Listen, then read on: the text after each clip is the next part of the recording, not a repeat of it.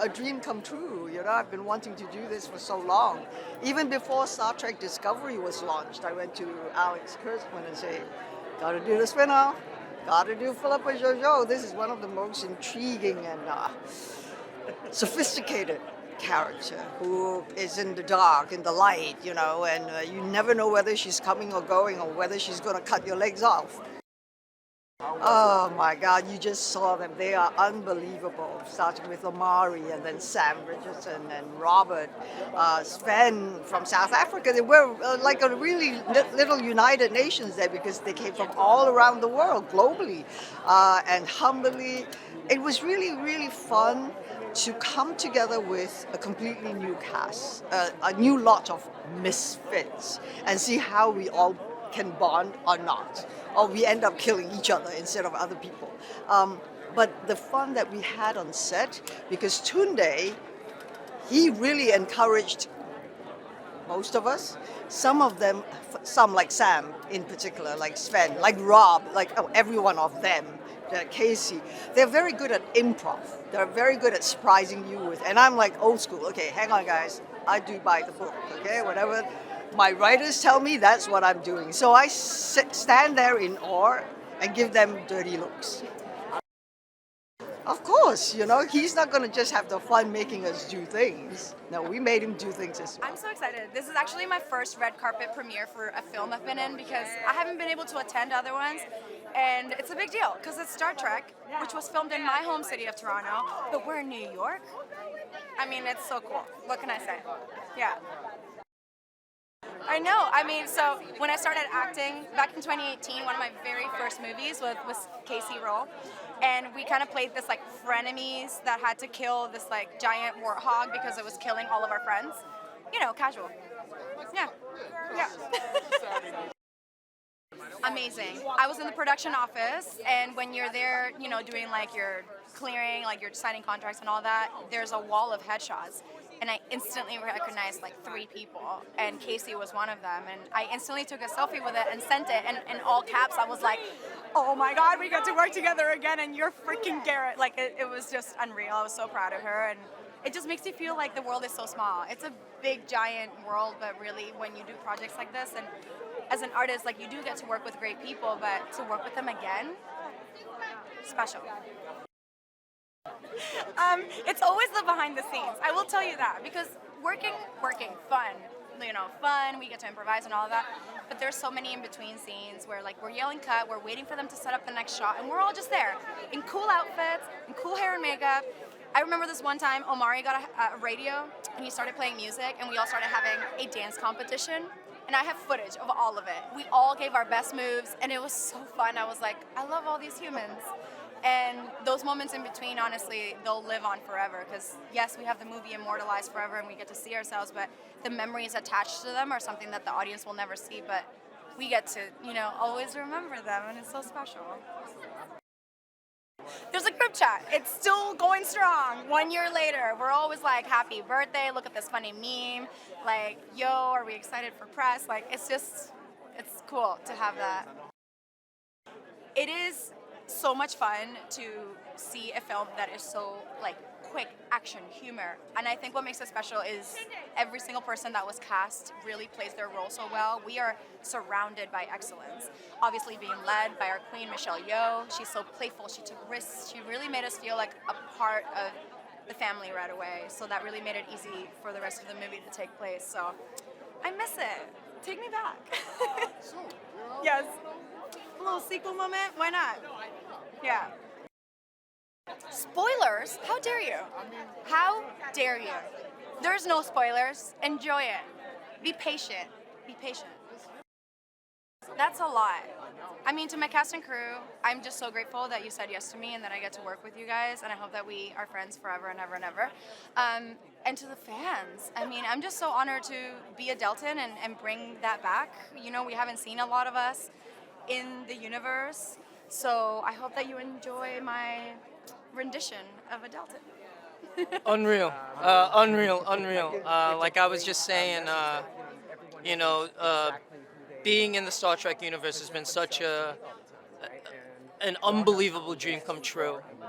For a Trekkie to then be able to do this, it's you know, it's crazy. I'm seeing so many people that like, that are geeked out over, and then to be a part of it, there's nothing like, there aren't words to describe it, and then to do it with these people. What a special cast. Every last person in this cast and crew, like, there's nothing about it that wasn't a dreamlike experience for me. And so, like I was saying to somebody else, I wish it never ended. I'd be on this job right now if I could. You know, it's really funny because I think what we did with Section 31 was go in a very different way than a lot of Star Treks, right? Because a lot of Star Treks start with the premise of, you know, a Federation starship, right? Mostly the Enterprise, but, you know, and then going on that continuous journey of exploration and discovery, right? And here we kind of like flip it a little bit about like, well, what are the kinds of things that Starfleet gets done, but not under the guise of Starfleet, where the Prime Directive is not necessarily their Prime Directive, right, in Section 31, right? And it's sort of kind of like, what's the dirty work that has to happen sometimes in order to hold a very, very, very tenuous peace, you know, and the questions about that, right? I mean, first and foremost, Star Trek is always asking us about what the right thing is. The debate about what the right thing to do is, which is really relevant, I think, at all times, but especially where we are right now. And we do that in spades. We do it with fun. We do it with, you know, some lightheartedness and humor here. But at the end of the day, that is still what we're doing. And that is something that every Star Trek fan should be able to connect to. Because, like, what line do we cross? What line is acceptable to cross, you know, do the ends justify the means? When do they not? I think that's inherent in everything that's Star Trek, and that's definitely us as well. Because, you know, how far are you willing to push the envelope to get what you think is a good done? And the price that you pay, is it worth it? It's incredible. It was a lot of work. It was a lot of hard work, a lot of uncertainty, and you really don't know what's going to happen because, like, the publicity is all different than the final thing. Like I remember seeing the trailers, and I have seen the screener, and I'm like, oh, it's not the same. It's not the same thing at all. There's like a whole level of darkness and humor that I certainly didn't expect working on it. For me, we hit the ground running. First day of shooting, all my scenes were with Michelle. So Dada Noe and Georgiou are like a thing. The first day we hit the ground running, it was like an interrogation scene we had, and it was like really intense. And we kind of came up with some business on the day where I get hit by Michelle, and they're like, "Are you okay with that?" I'm like, "Yes, I'm okay. Please." And if she could kick me, that would also be really good. If we could get a kick in there. Hold on, excuse me for a second. So, yeah. True story, though. They came up with it on the day, and they're like, "Do you mind if we had a..." And I'm like, "Yes, please, more." I'm a character actor. When Star Trek came across my purview, I was like, "Yeah, right." I'm like, "Sure, okay." And I have no clue how, like, I connected with the material because Dada Noe represents, like, the colonies have like kind of extracted everything they can from their galaxy, from their worlds, and they have to go elsewhere. I don't want to give any spoilers. They have to go elsewhere to retrieve it, and he's aware of that, and he's aware of that dystopian kind of like mechanism of how the universe is run, and so I don't even remember what your question was. But it's a really what drew me to the part. So like I'm a character actor. So when something like this comes your way, you're like, there's no way, but you try and you put yourself out there. And I got a great response from them, and we had several meetings where we were like shaping the character, and we did everything. We did every which way you could imagine, and I didn't. When they cast me, then it was amazing because we had months and months to prep. So I really got him into me, but I hadn't seen the prosthetic yet. I truly only saw the prosthetic. Tunde sent me a text about 30 days before we went to camera, and it was so trippy. Because it kind of looks like me, but kind of doesn't. And then I'm like, oh my God, do I need to relearn everything? But as soon as we did the test, as soon as we put it on, it was like magic. It's like it's a little bit of madness. Like you put it on and you're just a different person. And there's not a whole lot of acting required, because you're like it informs your actions and your behavior. That kind of get up. And just going back to the punch, when Michelle punches me, and Alok grabs me and he punches me. The rig and the FX, because there's an iPod Nano here, and there's all these lights that are controlled by Wi-Fi and stuff, or by Bluetooth, and they were starting to malfunction, and so it was just like a real cluster, but it was amazing. If I could just do it all over again, I'd keep doing that all over again. It's so much fun, and there's so much creativity. Those sets and the FX are just like this world. We're feeling so good, feeling so excited, feeling ready to birth our little space baby into the world. Can't wait. I mean, we really lucked out. We got a bunch of actors in a room and we all love each other. That's rare and incredible. But truly, these are some of my best buds. We have an active chat going a year later, and I just love them. I think, what drew me to this was being able to join the legacy of Trek. Some of the firsts that Trek has been a part of were really, really exciting to me. And I think joining this franchise as a strong woman was very, very important to me. So that was amazing. Yeah, I think there's many things that fans of Trek are going to get into. I think some of the folks we have kicking around you might recognize. Maybe we've only seen them a couple times, maybe once, But I think knowing that they are there is very cool. We've sprinkled some things in that are definitely going to excite fans of Trek. And then, fans who are sort of onboarding to Trek right now, I think this film works as a wonderful bridge. Well, there's one moment, I won't give too much of it away, but I'm in a somewhat compromising position, and Michelle Yeoh, as Philippa Georgiou, is sort of threatening me and toying with me, and then it's sort of revealed, who should actually be in trouble, and that whole little exchange is pretty delicious. It's surreal to be here, really. Whoa! Makes me emotional, honestly. It's such an honor and a privilege to be here tonight, celebrating the Star Trek legacy and the legacy of Michelle Yeoh. So it's beyond surreal. I did get to meet her on set. Yeah, I got to meet her on set, and she was so lovely, and she brought such an amazing energy to set. She's very, on set of Section 31, it's very family-oriented, and it was just such a pleasure. I, cried in front of her multiple times because I was just like, you're iconic.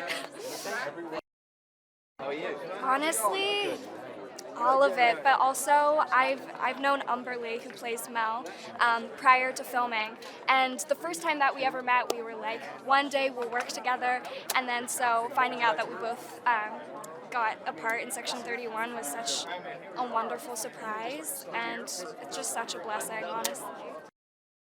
It's full circle, completely. I saw her right before I came on the carpet, and we held hands, and we just started jumping like, oh my gosh! it's emotional, you know, because it's a journey. It's a journey, and it's just Star Trek is such an incredible legacy, and to be a part of something that is so loved and so adored, it's very sentimental. It really is. Oh, well, you have to see, but it's action-packed. It's heartfelt, and it has some great comedic moments, to be honest. I'm gonna keep my lips sealed on the camera, but I mean, it's really amazing because we've never seen Philippa Georgiou younger, so it's kind of a glimpse into her origin story without saying too much. But it's amazing because we've never seen that in the Star Trek universe before for Philippa, so it's just an incredible honor. I feel good, man. You know what I did was after the 70 or so interviews that I had earlier today, I sat in the sauna for a minute, which could have depleted some energy, but it did give me enough to be back at you, to be super conscious, to understand your question, and to say that what's underrated is feeling cool, feeling liked, not just loved, but also feeling happy. And I feel happy, bro. Just second to none.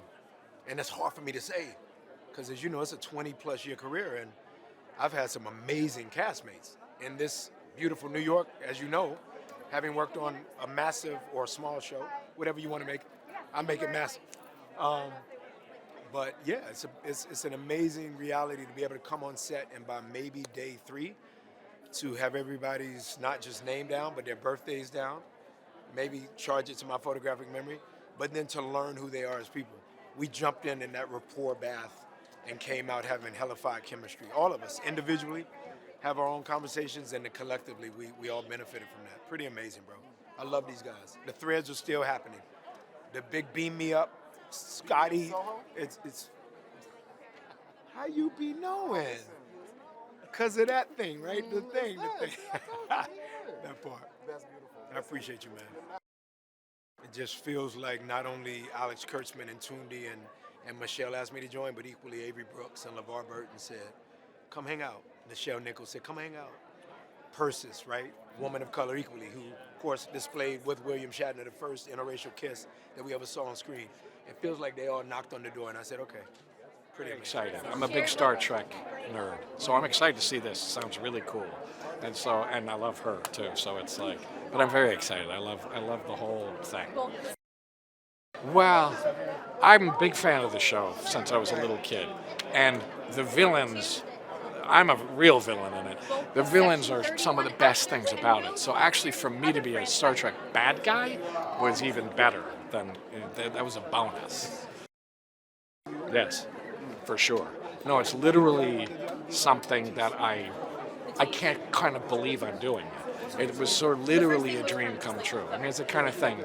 It's a childhood wish fulfillment, and it's a thing I watched with my father when he was still around years ago, and it's like, so it's all of that kind of nostalgic thing. I mean, it's a deep, deep thing.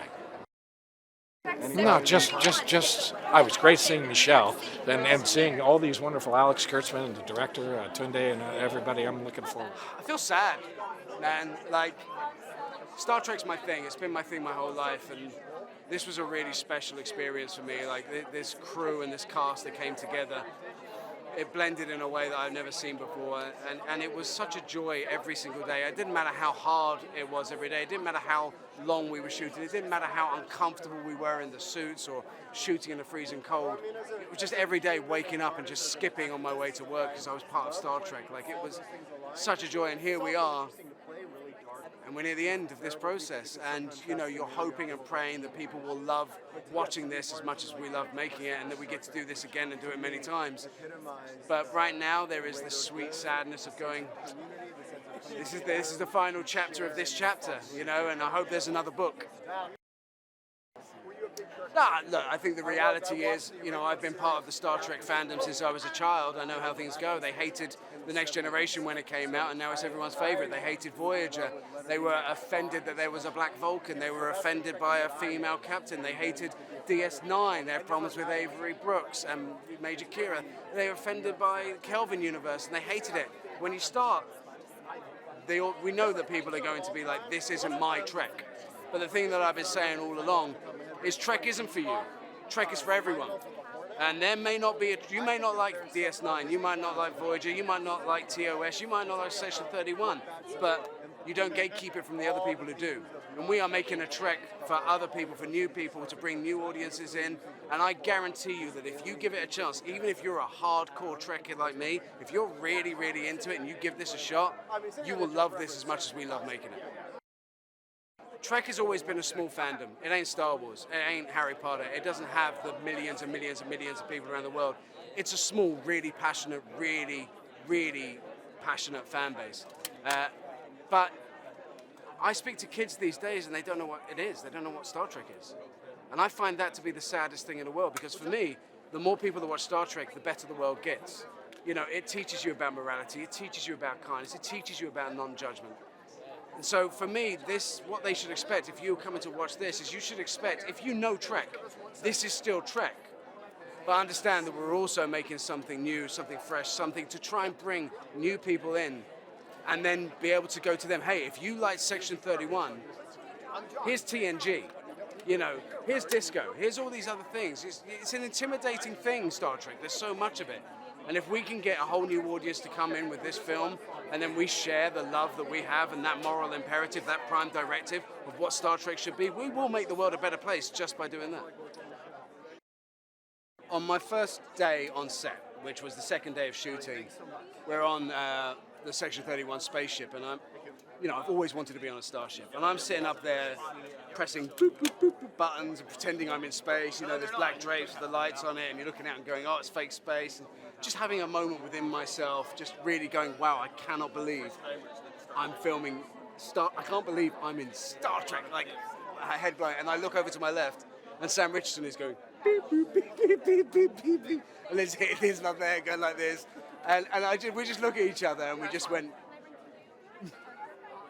because this show is being made by people who wanted to be there, man. From Tunde, from Michelle, from Kurtzman down, it's people that love Star Trek. And from the moment I got on set, I felt so encouraged that I was surrounded by people who held it in the same level of importance that I do. Well, it's not really, we were all staying in the same hotel in Canada, and it's called Beam Me Up Soho. Which is where we were staying, and it is a varied and interesting group chat that shall never be released to public eyes. I feel great. I feel very happy for everybody. I feel like, I don't know, it's a sense of celebration, it's poetic, it's a full circle moment. I'm feeling a lot of things.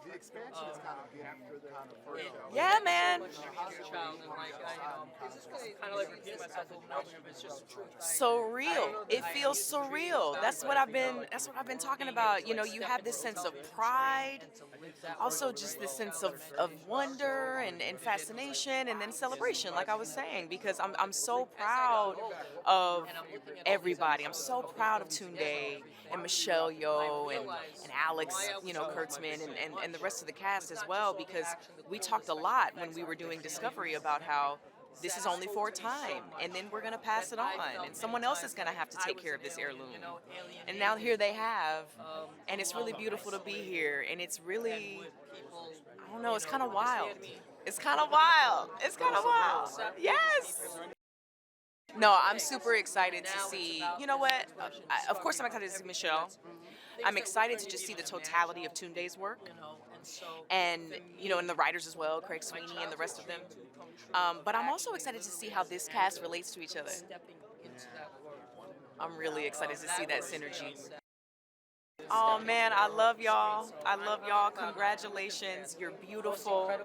I know you've done beautiful work, and I know you've done your part to take care of this heirloom that is the franchise. So, I love you.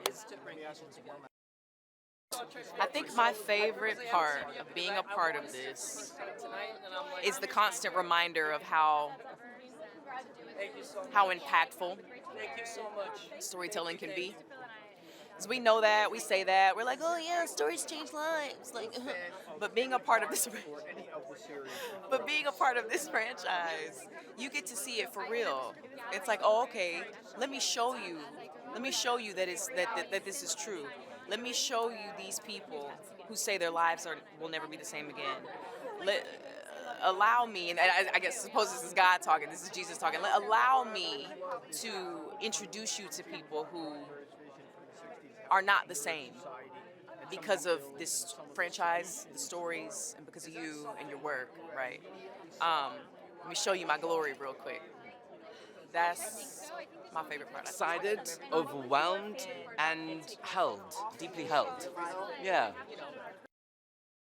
I think the character that I play and being able to step in on the sets that we had and the joy of being able to be on a functional set, things that move and beep and fly, like that for me was the joy of being like a kid again. Yeah, I get to be a small blip, and I think the hope is that when you expand something, there's a lot of fear, there's a lot of trepidation, there's a lot of unknown, there's a lot of new, and people get scared about change, and I can appreciate that because this is something that is iconic. That is, I mean, it's informed culture for decades. So being able to be a part of that, being able to be a small part of that, I hope that it continues to bring joy to people, hope to people, no matter where we are. The darkest part of the galaxy, light still prevails. Do I have any moments that are my favorite?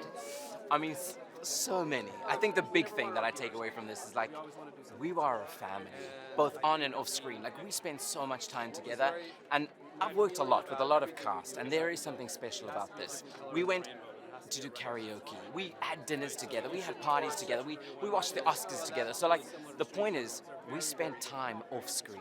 And I think it translates to this film. So my biggest memory is that of spending time with your family. Oh man, there is a big group chat, and it is busy. There are GIFs and music videos being sent and pictures of our kids and family, like absolutely, absolutely. Yes, I think the twist that you're about to see and find out is probably, for me as an actor, one of the great joys to be able to. I mean, it's a second golden age of Trek, and I couldn't be more proud to be a part of it and to be here to support my friend and an inspiration to me, Michelle Yeoh, who's part of our family on Discovery, and kind of reinvented the, I don't want to call it a villain because she's so complex, but you know, a person who challenges us.